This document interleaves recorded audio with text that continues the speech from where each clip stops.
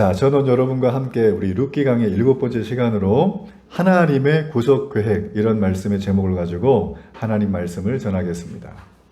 자, 사진을 한 장 보여주시죠. 자, 여기 보시면 이분의 이름은 18세기 미국의 영적 대각성 운동을 이끌었던 선구자인 또 조나단 에드워즈 목사님이십니다. 이분은 목회자이시면서 철학자이시고 학자시기도 하셨던 분이세요. 이분은 얼마나 위대한 설교자였냐면 제가 신학교를 갔더니 이분의 책이 절비하게 있어요. 클래식으로. 그리고 이 책은 일명 벽돌책. 안 깨집니다. 책이 두꺼워서. 내용도 어렵습니다. 그렇지만 수많은 목회자와 신학생들의 필독서로 지금도 보고 있는 책이 바로 이 책입니다.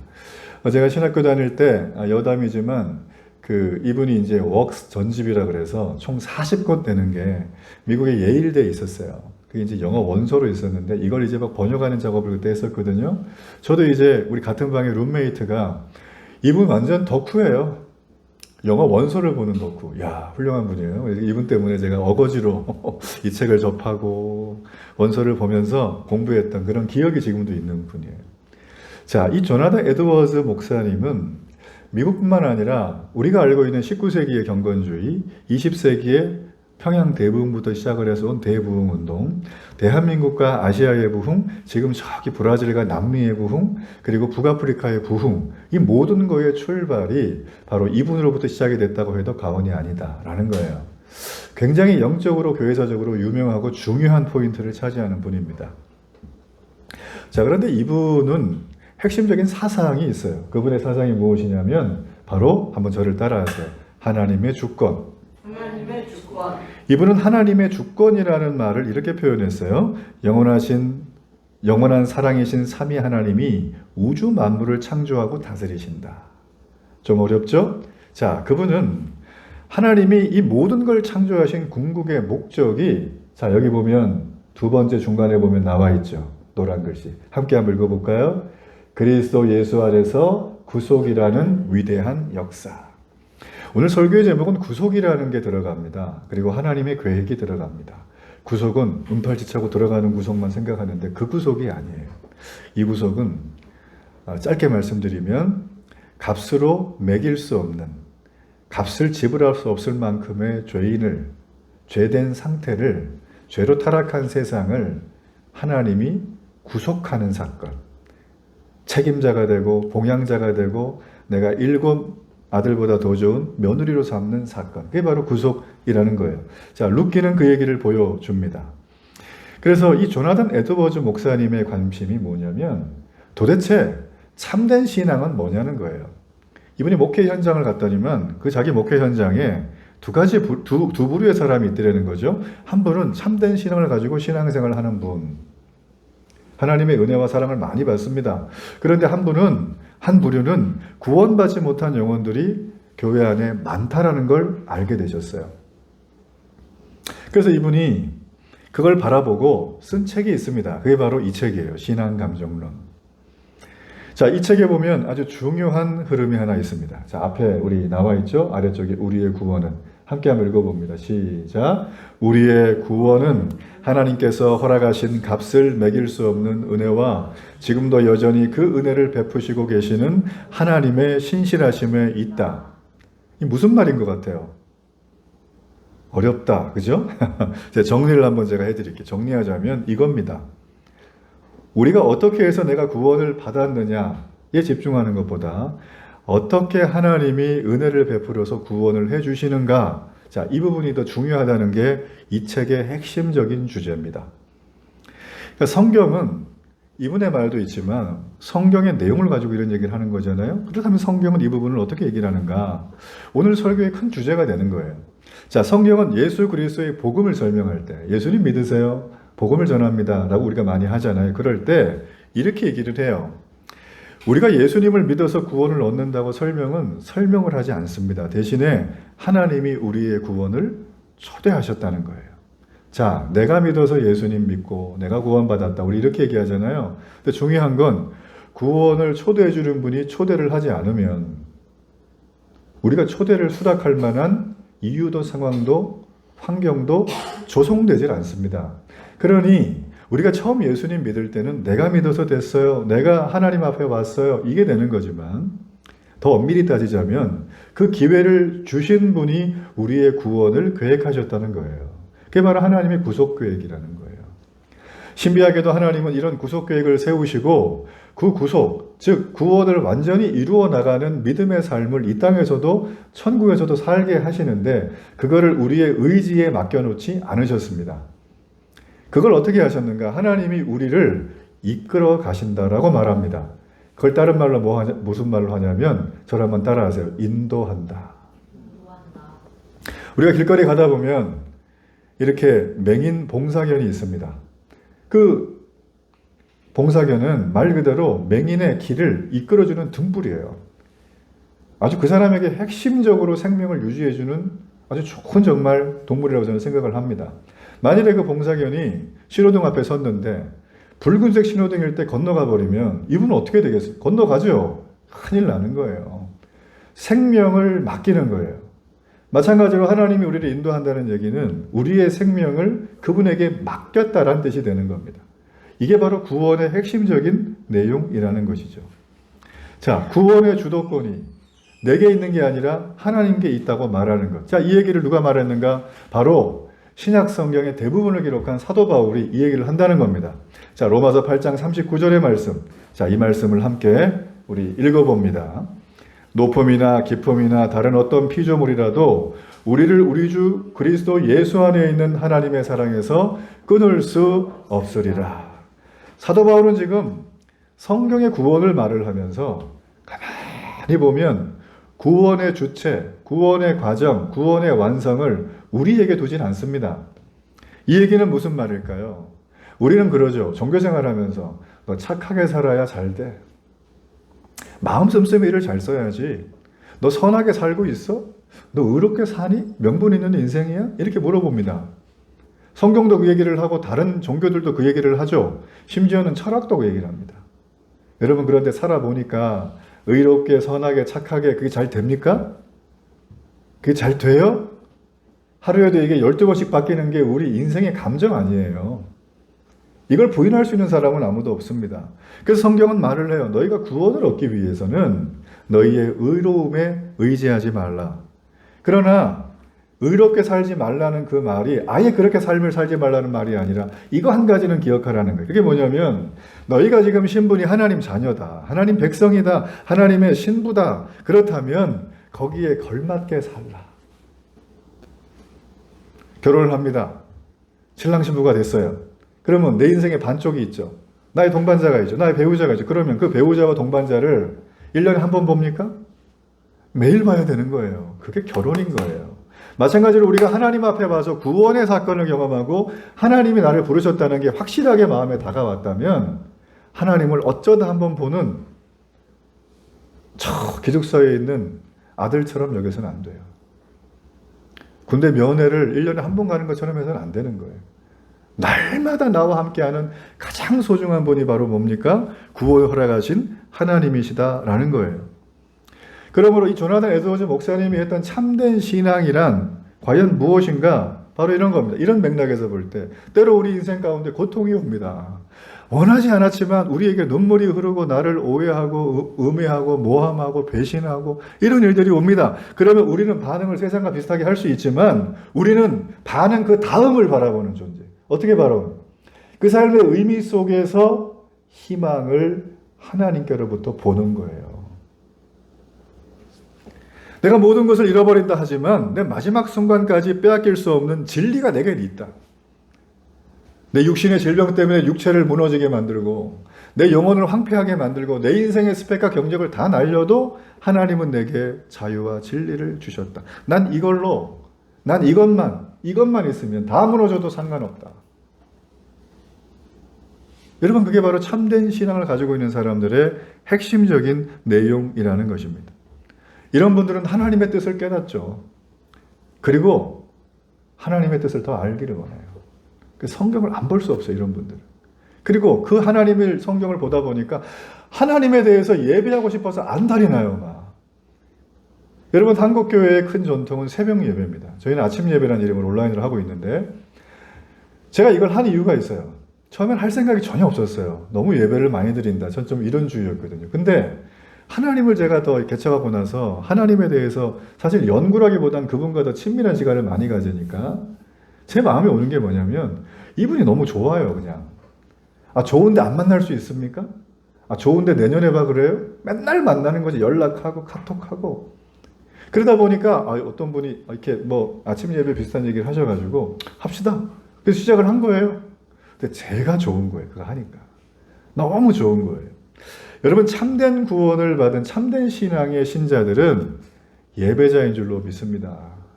그것도 자원하는 예배자, 기다리는 예배자인 줄로 저는 믿습니다. 자, 바울은 로마서 8장 5절과 7절에 그 예배자에 대한 얘기를 세 구절로 풀어놨어요. 자, 이 세 구절 한번 함께 읽어볼까요? 시작. 육신을 따르는 자는 육신의 일을, 영을 따르는 자는 영의 일을 생각하나니 육신의 생각은 사망이요 영의 생각은 생명과 평안이니라. 육신의 생각은 하나님과 원수가 되나니 이는 하나님의 법에 굴복하지 아니할 뿐 아니라 할 수도 없다. 자, 여기 보면 극명하게 대조되는 두 그룹이 있죠. 육신의 생각을, 육신의 일을 생각하는 사람. 육신의 일을 생각하는 게 뭡니까? 육신의 일이 무엇입니까? 우리가 딱 정의할 수 있어요? 자, 그러면 여기 나와 있는 영의 생각을 하는 사람은 누굽니까? 자, 육신의 생각을 하는 사람은 그 생각의 마지막에 뭐가 있어요? 사망. 자, 영의 생각을 하는 사람의 마지막에 뭐가 있어요? 생명과 평안. 우리가 예수님을 왜 믿습니까? 교회를 왜 나옵니까? 왜 우리가 눈에 보이지도 않고 만난 적도 없는 하나님을 나의 창조주라고 믿고 나의 아버지라고 믿습니까? 이 바쁜 시간에, 이 분주한 시간에 타임 이즈 골드인데 이유는 간단해요. 그분에게 생명과 평안이 있다고 성경이 말하기 때문이에요. 생명과 평안은 주세요. 얻는 게 아니에요. 생명과 평안은 창조주 하나님이 내게 오셔서 허락하신 이쪽으로 와 라고 하는 초대에 내가 반응하는 거예요. 반응만 하면 게임 오버예요. 다 주는 거예요, 하나님이. 여러분, 저는 여러분의 삶에 이런 하나님이 주시는 생명과 평안이 넘치기를 바랍니다. 자, 오늘 본문의 말씀에는 룻기 4장은 룻기의 마지막 장이자 이제 보아스와 룻, 이 나오미 이런 사람들의 아주 마지막 화려한 찬송의 내용이 등장합니다. 우리가 룻기를 처음 시작할 때는 고통의 소리를 들었어요. 눈물의 소리, 그죠? 슬픔의 소리, 탄식의 소리, 절망을 들었다면 자, 이 4장에서는 은혜의 소리, 축복의 소리, 찬송의 소리가 막 흘러넘칩니다. 자, 그런 의미에서 우리가 룻기의 결론을 볼 때 룻기의 결론은 이렇게 추격해서 말할 수 있어요. 저를 한번 따라하세요. 하나님의 구원 역사. 하나님의 구원 역사. 룻기는 그저 한 집안에 저기 작은 마을에 변두리에 이름도 모르는 어떤 여자가 회복됐다, 그게 아니에요. 룻기는 그걸 왜 말하고 있는가를 말해줘요. 왜 하필이면 그 여인이고, 왜 하필이면 저 무너져가는 집안이고, 왜 하필이면 말씀에 불순종한 저 가정을 이스라엘을 구원하는 구원의 역사로 쓰셨는가라는 거예요. 전 여러분, 룻의 가정이 나라고 생각하기를 축복합니다. 나를 왜 구원하셔서 데일리교 예배를 드리게 하고 계신가? 나를 왜 부르셨는가? 오늘 그 부분을 봐야 된다는 거죠. 그래서 이 룻의 가정을 통해서 하나님은 그 가정의 족보를 영적인 족보로 바꾸십니다. 그 이름 모를 가정에서 그 이방인이 즐비하고 범죄자가 있고 불순한 가정에서 하나님이 그리스도 예수가 태어날 수 있도록 메시아를 허락해 주십니다. 그 메시아는 우리의 구원자십니다. 그리고 그 메시아가 우리에게 왔다는 건 우리 역시 그 구원의 가정 속에 들어가 있다는 거예요. 한마디로 말해서 하나님의 구속 계획이 룻의 가정 속에 흐르고 있다는 거예요. 전 오늘 저와 여러분이 이 하나님의 구속 계획이 가득 담겨 있는 이 룻기의 말씀을 통해서 이게 룻이 나를 얘기하는 거구나. 그리고 룻의 가정이 이렇게 회복되는 건 바로 나를 회복하는 하나님의 놀라운 섬세한 일하심이구나. 전 여러분이 이걸 발견하는 은혜가 있기를 간절히 바랍니다. 자, 하나님의 구속 계획 첫 번째가 무엇이냐면 구속의 하나님을 현실 속에서 인정하는 단계입니다. 자, 우리 룻기 4장 13절 말씀에 보면 이에 보아스가 룻을 맞이하여 아내로 삼고 그에게 들어갔더니 여호와께서 그에게 임신하게 하심으로 그가 아들을 낳은지라 이렇게 되어져 있습니다.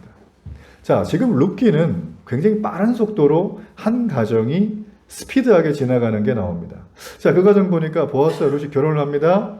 그리고 임신을 해서 아들을 낳았어요. 자, 여자가 임신해서 아이를 낳는 데까지는 보통 시간이 얼마나 걸립니까? 1년. 어떻게 돼요? 보통 한 1년 잡죠, 그죠? 예, 임신을 해야 되잖아요. 그렇죠? 근데 23절의 말씀에 보면 기간이나 시간은 나오지 않아요. 그렇지만 여기 말씀에는 지금까지 보아스와 룻의 결혼, 그의 임신, 그의 출산까지 정말 많은 하나님의 돌보심이 있었다는 걸 우리가 알 수가 있어요.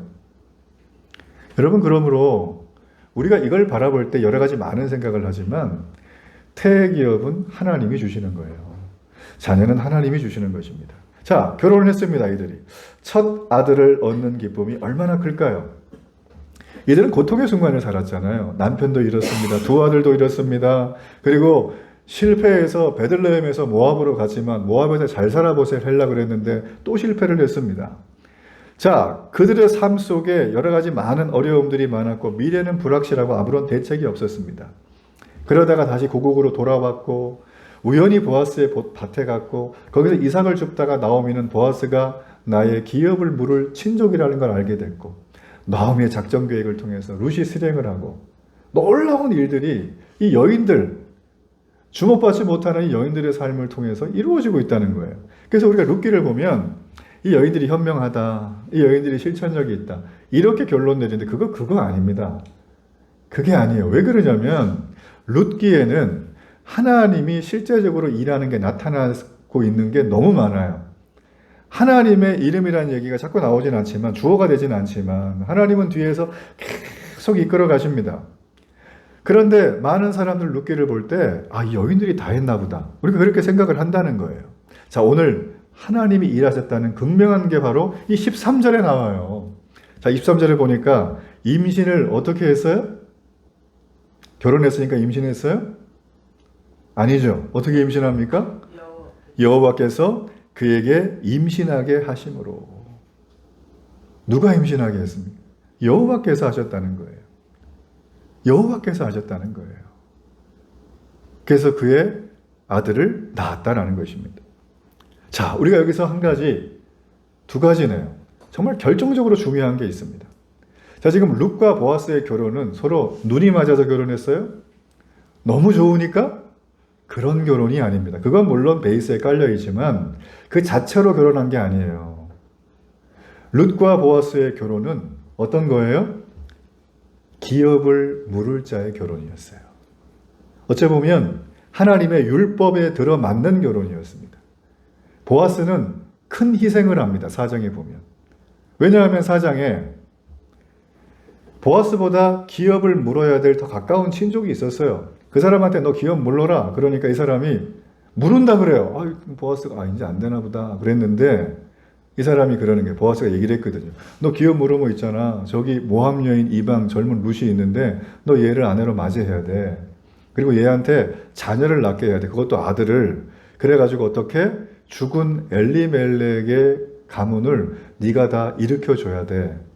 자, 이 사람이 머리를 굴리죠. 생각을 해보니까 어때요?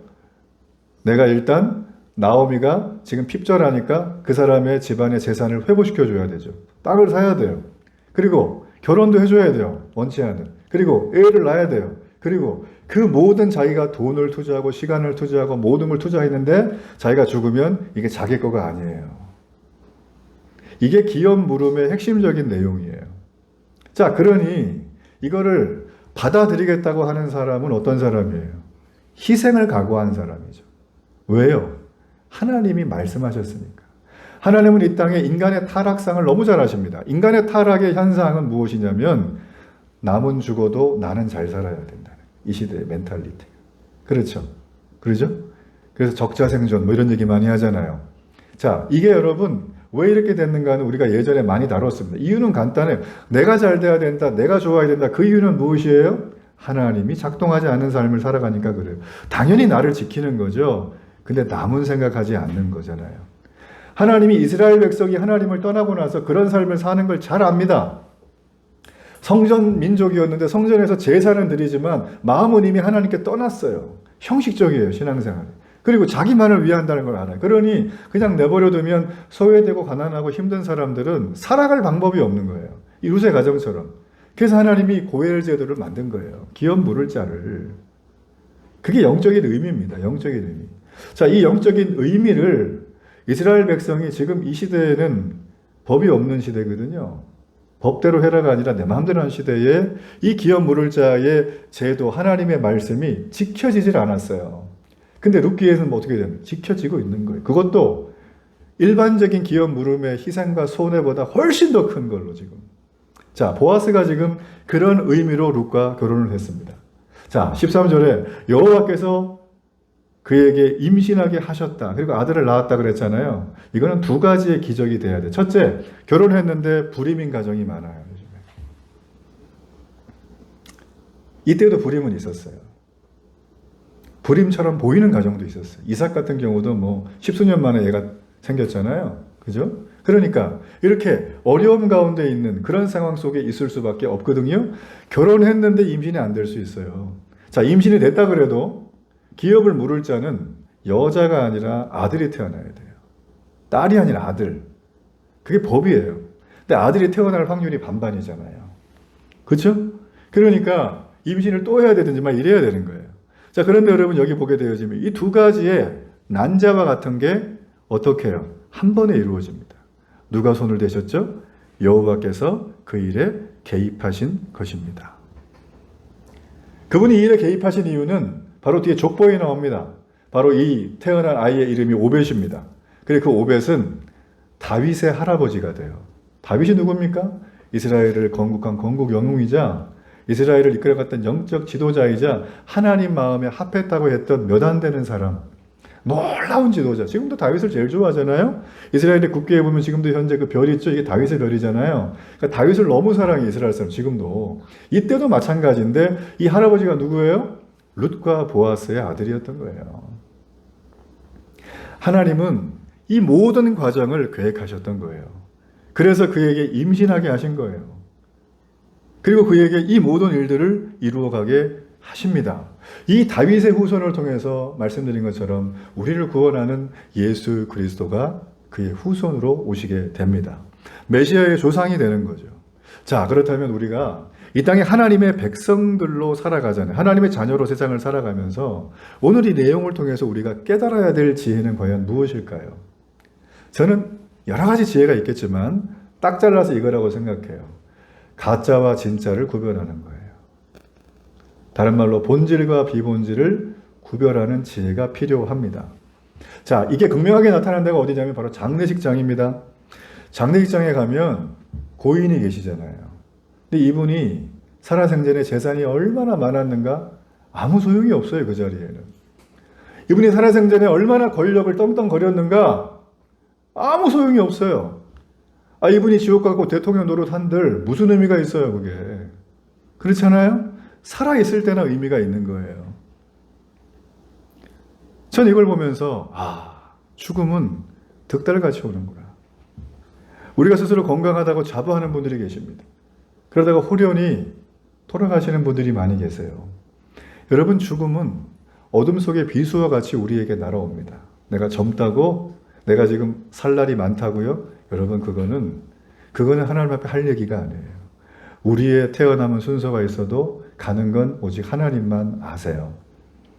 그래서 우리에게도 죽음이 그렇게 찾아온다는 거죠. 자, 그렇다면 우리에게 가장 중요한 것은 죽음 이유를 하나님의 방식대로 준비했는가라는 거예요.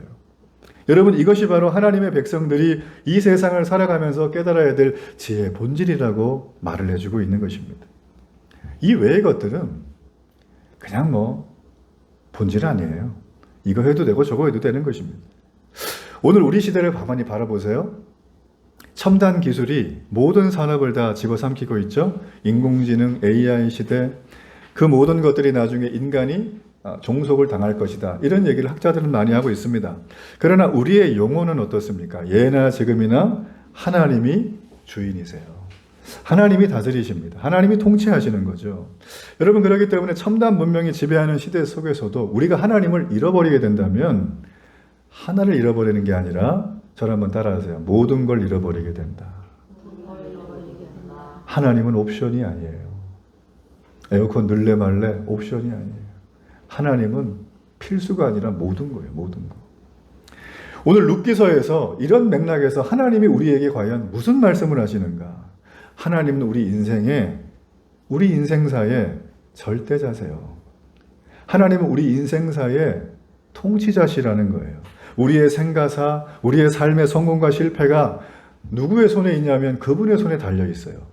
여러분, 그러므로 우리가 구원받은 하나님의 백성들이라면 날마다 우리는 우리의 삶의 현장에서 해야 될 게 딱 하나가 있습니다. 기도 많이 하고 성경 많이 읽고 이게 아니에요. 여러분, 하루 동안도 많은 선택을 하죠?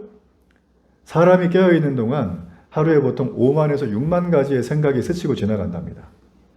지금도 이 설교를 들으면서 여러분이 별의별 생각을 다 하고 있을 거예요. 아, 이따 끝나고 GPT한테 물어봐야지 이런 생각할 수도 있고, 목사님 왜 그렇게 얘기하셨어요? 이럴 수도 있고, 은혜 받았어요? 할 수도 있는 거예요. 저도 똑같아요. 여러분, 사람은 이 수많은 생각을 하고 살아가는데 우리가 정말 구원받은 하나님의 백성이라는 사실이 깨달아진다면 우리는 우리의 하루 동안 반드시 해야 될 딱 하나가 있어요. 그게 뭐냐면 경건 생활을 열심히 하는 것도 중요한데 딱 하나를 하세요. 딱 하나. 매사에 하나님을 인정하세요. 손님이 왔어요. 돈을 계산해요. 틱틱거리면서 막 여기 고춧가루 묻히고 막 밥을 여기 묻히고 이러고도 주지 말라는 거예요. 내가 혼자 있어요. 나의 그 죄악의 기질 따라 이상한 것들을 생각하거나 행하거나 하지 말라는 거예요. 내가 결심한 게 있어요. 그거를 한번 지켜보자는 거예요. 어떻게 해요? 하나님을 매사에 인정하는 마음으로. 여러분, 그렇게 되면 우리가 실수할 수는 있습니다. 오류가 납니다. 다 못합니다. 그렇지만 그 가운데 참 만족과 기쁨이 옵니다. 왜냐하면 이게 내가 잘 되기 위해서 하는 게 아니라 누가 잘 돼요? 나의 통치자이신 그분이 기뻐하는 일이기 때문에 그래요. 여러분, 그러므로 우리는 구속함이란 단어를 재해석을 해야 됩니다. 하나님의 구속계획, 구속이 뭐냐? 구속은 죄사함이에요. 핵심적으로. 우리의 그릇된 걸 죄사함. 이 죄사함을 받은 자는 어떻게 살아가는가? 바로 하나님과 가깝게 살아요. 하나님과 동행하며 삽니다. 왜 성도들이 이 세상을 살아가면서 염려와 근심 속에서 헤어나오질 못하고 있습니까? 이유는 간단해요. 하나님과 거리가 멀어졌기 때문이에요. 하나님과 멀어지면 우리는 영적인 빙하기가 옵니다. 그러나 하나님과 가까워지면 봄에 눈이 녹듯이 우리의 모든 문제는 자연스럽게 기도 안 해도 다 녹아지는 거예요. 자, 우리 시편 73편 28절의 말씀을 함께 한번 읽어보겠습니다. 하나님께 가까이 함이 내게 복이라. 내가 주 여호와를 나의 피난처로 삼아 주의 모든 행적을 전파하리이다. 이 세상에서 가장 강한 능력의 소유자는 운동 많이 하고 가진 거 많고 지위가 좋은 사람이 아닙니다. 매일 하나님과 가깝게 지내는 자예요. 하나님을 모든 삶의 순간순간마다 온전히 인정하고 높이는 자가 바로 세상에서 가장 능력을 소유한 자입니다. 여러분, 반대로 이 능력을 모르고 이 구속의 은혜와 의미를 전혀 모르는 사람은 하나님 앞에 무릎 꿇고 싶어 하지는 않습니다. 이런 분들은 자신의 힘으로, 자신의 노력으로, 자신의 실력으로 인생을 살아가려고 애를 씁니다. 이번 상반기였죠. 그 가수 이효리 씨가 자신의 모교에서 졸업식에 이렇게 축사를 하고 그랬던 장면이 좀 화제가 됐어요. 자, 이분이 거기 올라가서 축사를 하는데 무슨 얘기를 하냐면 자기는 대학교를 8년을 다녔대. 연애 활동한다고. 그런데 이제 이런 얘기를 하는 거예요. 후배들에게. 너만의 인생을 살아라. 너만의 인생을. 자, 이 얘기를 여러분 들으니까 어떻습니까? 별로라는 생각도 많이 하고. 어떤 분은 요즘 다 그렇게 얘기를 하니까 다 흡족하게 느껴지잖아요. 너 자신을 위해 살아라. 저도 이거 좋아합니다. 너만을 위해 살아라. 여러분, 그런데 중요한 거는 이효리 씨가 이걸 이제 축사를 하다가 갑자기 분위기가 이제 그랬는지, 자, 제가 직업이 가수죠? 그러면서 축사를 다 걷어치우고 나가서 노래 한 곡을 땡기는 거예요. 자, 어떤 노래를 했냐면, 시티시티 뱅뱅. 들어보셨나요? 저 이 노래를 요번에 설교 준비하다 들었어요. 가사가 이런 겁니다. 가사를 잘 들어보세요. 가사 얘기를 지금 얘기하는 거예요. 너의 말이 그냥 나는 웃긴다. 너의 말이 나는 그냥 웃긴다. 나는 그냥 웃긴다. 그냥 나는 웃긴다. 자, 이러면서 그 다음에 그 누구도 내게 간섭 마. 여긴 나만의 것, It's my world. 이게 반복이 되는 노래예요. 여러분 참고로 이효리 자매님의 어머님은 권사님이세요. 구원을 위해서 기도해 주시길 바랍니다. 이 얘기를 듣고 있으면 이효리 자매님 데일리교회로 오시길 바랍니다. 제가 구원을 위해서 기도한다니까요. TV에서 봤어요. 제 권사님 기도 많이 하시더라고. 자, 여러분 이 얘기는 무슨 얘기입니까? 나의 힘으로, 나의 노력으로, 나의 실력으로, 나의 스펙으로 세상을 살아가려고 하니까 세상이 그렇게 아픈 거예요. 왜냐하면 원탑은 나밖에 없거든요. 이인자는 까그리, 은메달은 그냥 기억이 안 되는 세상. 저는 이런 세상에 수정이 필요하다고 믿는 목사예요. 하나님의 은혜를 경험한 사람들은 1인자, 2인자, 꼴찌 함께 사는 줄로 믿습니다. 결국 하나님 앞에 무릎을 꿇지 않으면 우리는 세상에 집착을 하게 돼요. 그리고 결국 그 세상에 무릎을 꿇고 끌려가는 인생을 살아갑니다.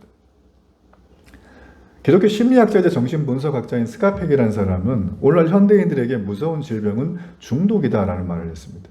자, 중독이라는 말을 들으면 우리는 뭐 알코올 중독이냐, 뭐 흡연 중독이냐, 뭐 마약 중독이냐, 게임 중독이냐. 우리 참고로 우리 저 형제님은 지금 금연을 거의 100일 됐나요? 넘었나요? 축복합니다. 우리 격려의 박수. 나는 정말 옛날에 우리 그 학교 선배가 그랬거든요. 야, 담배 끊는 애들하고는 친구도 하지 마. 그래서 물어봐서 왜요? 그랬더니 걔 독한 놈이야. 뭐 이러는 거예요. 저는 성령의 은혜로 끊은 줄로 믿습니다. 네, 축복합니다. 나머지도 끊으세요. 네. 자, 이 스카펙이라는 분이 이 중독에 대해서 이런 말을 했어요. 중독이란 우리로 하여금 원래 우리에게 하나님이 심어놓으신 선하고 자유로운 열정을 잘못 사용하게 하고 우리 영혼이 영원하지 않은 일을 하게 하는 독립적이고 아주 이상한 자기 방어의 힘이다. 어렵게 얘기했죠? 쉽게 말하면 이거예요. 중독은 어떤 대상에 대한 이상한 욕구와 집착이라는 거예요. 그래서 모든 인간은 중독으로 고통받고 있다가 이번에 결론입니다. 자기를 포함해서. 여러분 이걸 정리하자면 영적인 의미로 보자면 중독은 우상 숭배하는 거예요. 우상은 손으로 깎아서 만든 그 무엇이 아닙니다. 우상은 하나님이 아닌 존재를 우리 인간의 욕구를 채울 것으로 기대하는 그 대상을 말하는 거예요. 그게 중독이고 그게 우상 숭배입니다. 종교적으로는 우상 숭배, 세상에서 심리학적으로는 중독이라는 말을 하죠. 그 치료할 수 있다고 얘기하는데 치료가 매우 어렵습니다. 우리 많이 보잖아요. 원래 인간의 욕구는 중독으로 빠지라고 만든 게 아닙니다. 원래 인간의 욕구는 하나님이 에덴 동산에서 하나님을 찾고 자유롭게 교제하고 만나고 대화하도록 하나님이 우리 인간을 원래 그렇게 만드는 거예요. 하나님을 사랑하고 가까이 하게 하는 것입니다. 그런데 인간은 죄로 말미암아 하나님을 떠났어요. 그래서 로마서 말씀해 보니까 모든 사람이 죄를 범했대요. 그러면서 하는 얘기가 하나님의 영광에 이르지를 못한대요. 그러니까 이게 중독된 상태의 모습이라는 거예요. 그래서 아담 이후에 모든 아담의 핏줄인 우리들은 내 인생은 나의 것인 거예요. 나만의 것, It's my world. 이걸 실현하려고 우리는 날마다 아침 저녁으로 아비규환의 현장을 출퇴근하는 거예요. 저는 그게 나쁘고 그러다의 개념이 아닙니다. 그 현장 속에서 과연 내가 만족과 안식을 누리고 있느냐를 여러분 점검해 보자는 거예요. 내 안에 진짜 평안이 있는가? 내가 이 정도 이루고 이 정도 존중을 받으면 어디 가면 내가 지금 죽어도 여한이 없어. 전 이런 말 하는 부자를 한 명도 본 적이 없어요. 10조가 넘는 부자들 더 벌고 싶다는 거예요. 아, 저는 뭐예요, 그럼 저는? 예? 저는 그분들에 비하면 정말 인생도 아니잖아요, 그렇게 보면. 그러니까 우리에게는 끝없이 떨어지는 밑에 바닥이 없는 끝없는 낭떠러지가 우리에겐 있다고 어느 부자를 풍자하면서 얘기한 만평도 있습니다. 여러분, 저는 여러분에게 얘기를 하는 거예요. 하나님 앞에 우리가 살아가면서 내가 이 모든 걸 가지고 나의 힘으로 만들어 간다는 건 성경은 일단 불가능하다고 말을 합니다. 그렇다면 우리가 하나님을 의지해야 되잖아요. 그 하나님을 믿고 따라야 되잖아요. 그게 무엇인가라는 거예요. 그게 바로 조나단 에드워즈 목사님이 집착하면서 만들어낸 내용이라는 거예요. 참된 신앙은 성경 100번 읽어 기도 2시간에 이게 아니라 어떻게 해요? 나의 일상생활 속에 매사에 내가 누구를 만나든 하나님을 인정하며 살아가는 거예요. 하나님이 나와 함께한다. 그런 분들이 어떻게 우리가 거짓말을 할 수 있습니까? 여러분, 그런 분들이 어떻게 내 인생 하루를 함부로 못 살아요, 그런 분들은. 그런 분들은 이렇게 삽니다. 마태복음 6장 33절. 그런즉 너희는 먼저 그의 나라와 그의 의를 구하라. 그리하면 이 모든 것을 너희에게 더하신다. 두 개가 나옵니다. 그의 나라와 그의 의를 구하고 사는 거예요. 자, 이거를 쉽게 말하면 이겁니다. 사람이 나무를 하나 샀어요. 나무한테 물을 줍니다. 영양분을 줍니다. 그러면 잘 자라겠죠? 근데 그렇게 주면 자란다는 우리는 믿는 건데 안 자랄 수도 있어요. 왜 그러냐면 내가 나무를 만들지 않았거든요. 나무는 하나님이 만들어요. 그렇기 때문에 나무를 자라게 하는 것, 가꾸는 건 내가 해도 자라게 하는 건 하나님이 하시는 거예요. 여러분, 그런 의미로 오직 하나님만이 우리의 구원과 우리의 만족의 유일한 분입니다. 그분이 이것을 완성시킬 수 있다는 거예요. 자, 성경에는 이 구원의 완성을 극명하게 보여주는 사건이 바로 출애굽기라는 책에 나옵니다.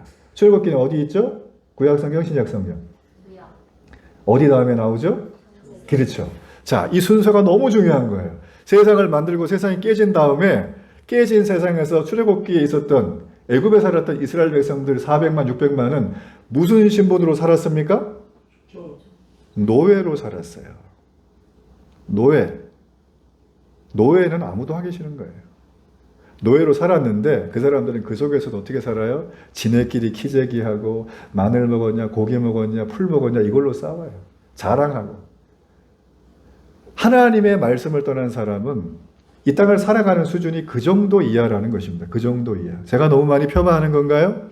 세상을 살아가 보면 사실 그 이상 별로 없습니다. 그 이상 별로 없어요. 그런데 여러분, 이렇게 하나님께서 이들의 구원을 완성하고 극명하게 보여주는 성경의 사건이 등장을 했는데 이들을 데리고서 이제 하나님이 가나안 땅이라고 하는 하나님의 목적지를 데려가는데 그 과정이 남달랐죠. 그 과정이 어디로 가냐면 광야로 가는 거예요. 여러분, 광야는 어떤 곳입니까? 하나님이 먹을 거 안 주면 굶어 죽는 곳이죠. 하나님이 돌봐주지 않으면 살 수가 없는 곳입니다. 그러니까 이 사람들이 당연히 불평을 합니다. 아이고, 하나님, 제가 애굽에 살 때는 마늘도 먹고 고기도 먹고 다 먹었는데 아니 광야 여기 좋은 줄 알고 왔더니만 물도 없네요. 먹을 건 당연히 없네요. 집도 없네요. 저 돌아갈래요. 나 집에 돌아갈래요. 집이 어디예요? 주인이 기다리는 노예의 집으로 돌아가겠다는 거예요. 말도 안 되는 거잖아요. 그들이 그래서 애굽에서 있었던 나름대로 주인이 만들어줬던 그 안락함, 그 안에서 누렸던 만족들, 그리고 자기가 어째 보면 착각하면서 만들었던 안정과 행복이라는 것들을 계속 영위하기 위해서 하나님 앞에 40여 년간 광야에서 때를 쓰는 과정이 여러분 바로 출애굽기와 민수기의 내용이에요. 더 중요한 건 그 모습이 내 모습이라는 거예요. 그 모습이. 그럼에도 하나님이 그 백성을 어떻게 하십니까? 절대 버리질 않아요. 하나님이 그 백성을 끝까지 데려가서 결국에는 하나님이 예비하신 목적지로 데려갑니다. 그들의 삶을 천국으로 만들어주는 거예요. 여러분, 하나님은 그것을 지금도 여러분에게 하고 계신 줄로 저는 믿습니다. 여러분, 그러므로 그리스도인들이 이 땅에 유한한 자원으로 사는 존재가 아니라고 성경은 말합니다. 그리스도인은 어떤 자원으로 삽니까? 하늘의 자원으로 살아요. 하늘의 자원은 무한한 자원입니다.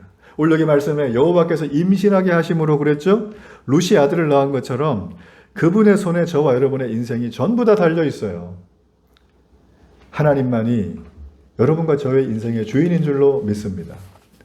자, 여러분, 두 번째로 루시 아들을 낳았습니다. 루시 아들을 낳았는데 이제 베들레헴 여인들이 와가지고 나오미의 삶을 회복시킨 하나님을 찬송합니다. 근데 이 아들을 보니까 루시 낳았는데 찬송을 누가 받냐면 루시 받는 게 아니라 나오미가 찬송을 받아요. 왜 그러냐면 아까 설명드렸죠? 나오미는 기업 물을 자의 핵심적인 위치에 있는 사람이에요.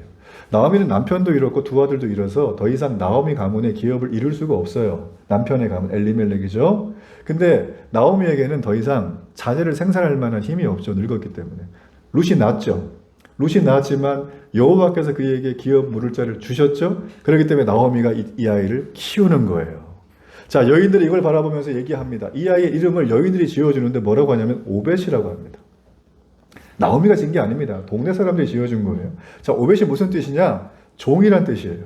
섬기는 종이란 뜻이에요. 자, 그러면 왜 마을 사람들은 이 나오미가 낳은 아들을, 루시 낳았지만 나오미가 낳은 아들을 섬기는 종이라고 했을까? 그의 이름을. 왜 그랬을까요? 자, 이 힌트는 거슬러 올라가 봐야 되는데 나오미의 남편 이름이 엘리멜렉이죠. 자, 이 엘리멜렉이란 뜻은 무슨 뜻인지 기억나세요? 기억이 안 나야 돼요. 제가 얘기를 할 거니까. 하나님이 왕이란 뜻이에요. 근데 여러분, 엘리멜렉은 어떻게 살았어요? 하나님이 왕이라고 자기 이름은 그건데 자기 인생엔 하나님이 종이에요. 필요할 때만 갖다 써요. 자기 마음대로 살았어요. 아들 죽고 자기 죽은 거예요. 그래서 끝난 거예요. 그래서 그 여인들이 바라보면서 깨달은 게 하나가 있어요. 나오미는 남편을 잃고 자녀를 잃은 다음에 얼마나 고통스러웠어요. 절망 속에 있습니다. 아픔이 있습니다. 나오미는 기고만장하게 이민을 갔지만 돌아올 때는 낮아질 대로 낮아진 상태로 푹 썩 주저앉은 채로 돌아왔다는 거예요. 그가 깨달은 게 있어요. 일을 통해서. 하나님의 종이 될 때 하나님의 기쁨을 누릴 수가 있구나. 자기의 기쁨을 치키치키 뱅뱅으로 갔는데 이제는 바뀐 거예요. 그래서 성경이 오벳이라고 말을 하는 거예요. 자, 이 오벳은 아까 말씀드린 것처럼 다윗의 할아버지가 됩니다. 놀라운 사람이죠. 그리고 오벳을 통해서 하나님은 어두운 사사시대 한복판에 룻의 한 가정을 통해서 구원을 이루어 가실 뿐만 아니라 이스라엘 민족 전체를 회복하는 과정을 보여주십니다. 자, 그런데 중요한 게 하나 있어요. 이 족보를 가만히 보면 누가 봐도 다윗이 주인공이거든요. 근데 다윗의 주인공인데 이 다윗의 족보를 끝에 쭉 얘기하기 전에 제일 처음 하는 족보에 시작이 있어요. 그게 바로 16절에 나옵니다. 아담이 아니고 누구예요? 16절에 베레스예요. 자, 왜 다윗의 조상을 밝히면서 굳이 베레스란 사람의 이름을 덜먹이면서 성경은 말을 하고 있는가라는 거예요. 자, 여러분, 베레스가 어떤 사람입니까? 성경 읽었던 걸 한번 총동원해서 한번 생각을 짜보세요. 일단 이 사람은 쌍둥이. 베레스와 세라 없고 지금 베레스만 나왔죠? 자, 이 베레스란 사람이 누구냐면, 자, 여러분, 야곱의 12아들 중에 유다가 기억납니까? 유다? 그죠? 네, 요셉이 팔려가고 말 때 유다가 막 역할을 하잖아요. 이 유다가 며느리 다말에게서 나온 불륜의 자식이에요. 베레스가. 근데 영적인 의미를 따지자면 꼭 그런 의미만은 아니지만 아마도 그는, 이 베레스는 그렇게 태어나면서부터 동네 사람들에게 따가운 눈총을 받으면서 손가락질 받으면서 살았을 거예요. 근데 여러분, 성경 말씀에 하나님이 베레스의 가정에 복을 주셨어요. 그래서 가문이 번성합니다. 자, 그런 그 다음에 보아스란 사람은 누굴까? 그 부모님이 누구냐면, 자, 유다의 군인 출신 살몬이었어요. 그리고 이 사람이 가나안 정탐을 가죠? 여리고 정탐 갔죠? 거기서 만났던 사람이 누구냐면 기생 라합이에요. 그러니까 유다 군인과 기생, 이방 여인 기생과 사이에서 난 게 누구예요? 보아스. 보아스도 베레스만큼 힘든 삶을 살았을 거예요. 근데 제가 여기 보니까 베들레헴에서 유력한 중견기업 사장님이에요. 이분은 제가 볼 때. 그걸 다 극복을 한 거죠. 자, 그러면 룻은 어떤 사람이에요? 룻. 자, 룻의 조상을 봐야 되는데 룻의 조상이 누구냐면 아브라함의 조카 롯이 있어요. 이 사람이 술에 취했어요. 부인 다 죽고 집 다 불타고 딸 둘이 있는데 술에 취하고 누워서 맏딸과 관계를 가져서 낳은 아이가 누구예요? 모압이에요. 룻은 누굽니까? 이 모압 족속의 딸이에요. 자, 여기 보십시오. 베레스, 그 다음에 누굽니까? 보아스, 그 다음에 룻은 우리가 바라볼 때 예수님의 족보에 들어가서는 안 될 사람이죠. 아니, 누가 경전에다가 이런 사람 이름을 집어넣습니까? 깨끗하고 흠없는 이런 사람만 집어넣죠. 근데 성경은 이걸 집어넣었다는 거예요. 왜 집어넣었는가? 왜 집어넣었는가예요. 저는 이걸 바라보면서 이렇게 생각을 합니다. 결국 하나님의 구속 계획, 구속이란 은혜의 결정체예요. 구속은 은혜라는 거예요. 그 은혜를 주셨기 때문에 이런 사람들이 그 안에 들어가 있습니다. 오늘 이 베들레헴이라고 하는 한 가족의 작은 구원, 그 구원이 바로 이스라엘 국가 전체의 운명을 결정하게 만들었습니다. 뿐만 아니라 이스라엘 국가의 구속의 스토리가 전 인류를 향한 하나님의 구속의 스토리로 지금까지 흘러내려와서 저와 여러분이 오늘 이 시간 여기서 예배할 수 있는 거예요. 그러므로 예수 그리스도의 보배로운 피로 우리가 구원을 받았다는 건 무슨 얘기입니까? 값을 매길 수 없는 하나님의 전적인 은혜라는 것입니다. 우리는 이 은혜를 망각해서는 안 됩니다. 우리는 이 은혜를 감격하고 기뻐하고 내 일상 속의 매사에 이걸 드러내고 사는 거예요. 이게 전도고 선교의 삶인 거예요. 이걸 하나님이 원하시니까 여러분에게 집도 주시고 직장도 주시고 사람도 만나게 하시는 거죠. 말씀의 결론을 맺겠습니다. 어느 조각가가 길을 가다가 길에 버려진 나무 토막 하나를 주었습니다. 그는 그 나무 토막을 끌로 파고 망치로 때리고 불로 구슬렸어요. 나무 입장에서 보면 내가 아무런 이유가 없는데 버려진 나무라고 해서 이렇게 나를 고통스럽게 만들 수 있느냐? 이런 생각을 충분히 할 수 있죠. 여러분 그렇지만 이 조각가가 이렇게 할 수밖에 없었던 분명한 이유가 있습니다. 길가에 버려진 나무 토막 그리고 근사한 예술작품의 차이는 딱 하나입니다. 고통을 거쳤느냐 거치지 않았느냐. 지금부터 400년 전에 영국에 있었던 일입니다. 당시 댐장이에 가난한 집안의 막내 아들로 태어난 어떤 한 소년이 있었습니다. 굶는 것을 밥 먹듯이 하듯이 너무 집안이 어려웠어요. 그러다 어느 날 이 아이가 하나님을 알고 나서 책을 좋아해서 책을 보게 됩니다. 그리고 이 아이가 나중에 영국의 존 밀턴과 함께 영국을 대표하는 가장 위대한 작가가 됩니다. 자, 이 사람의 이름이 누구냐면 바로 철로 역정의 저자 존 버년이에요. 그는 그의 인생 속에서 억울한 옥살이를 12년을 하게 됩니다. 33살에 억울한 일로 감옥에 들어가서 무려 12년 동안, 여러분 그때는 지금의 평균 수명보다 훨씬 짧았어요. 인생의 최절정기에 감옥에서 12년을 보낸다는 건 사형선고랑 다름없었습니다. 그는 그 인생의 가장 중요한 시기에 감옥에 갇혀 있으면서 불후의 명작인 철로 역정을 쓰게 돼요. 저 서구권에는 성경 다음으로 많이 읽힌 책이라고 합니다. 여러분 안 보셨으면 꼭 보세요. 이거 정도는 그냥 기본 교양으로 봐야 돼요. 그는 훗날 자서 전에 이렇게 얘기를 합니다. 나는 그렇게 목마르게 찾아다니던 보물을 고통의 감옥 안에서 비로소 찾을 수 있었다라는 거예요. 여러분 하나님의 은혜로 살아가는 사람들은 좌절을 해도 그 수준이 다릅니다.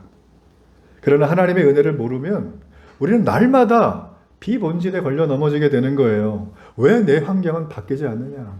내가 이렇게 노력하는데 왜 나는 돈이 없냐? 이런 것 때문에 날마다 힘들어집니다.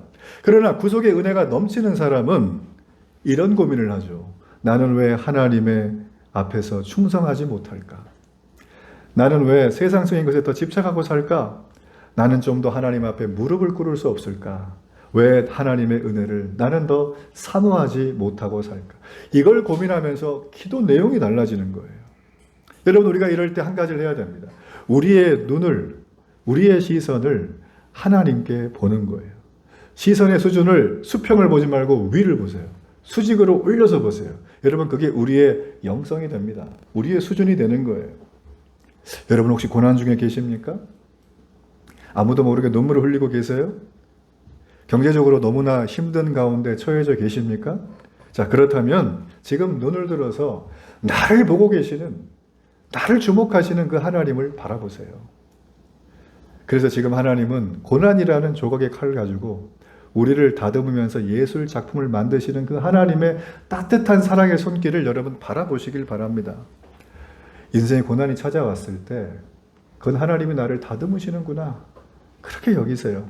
그러면 하나님은 오늘 룻기가 찬양으로 끝난 것처럼 저와 여러분의 인생을 아름다운 찬양과 기쁨의 멜로디로 반드시 만들어 가실 것입니다. 이런 은혜가 넘치기를 주의 이름으로 축복합니다.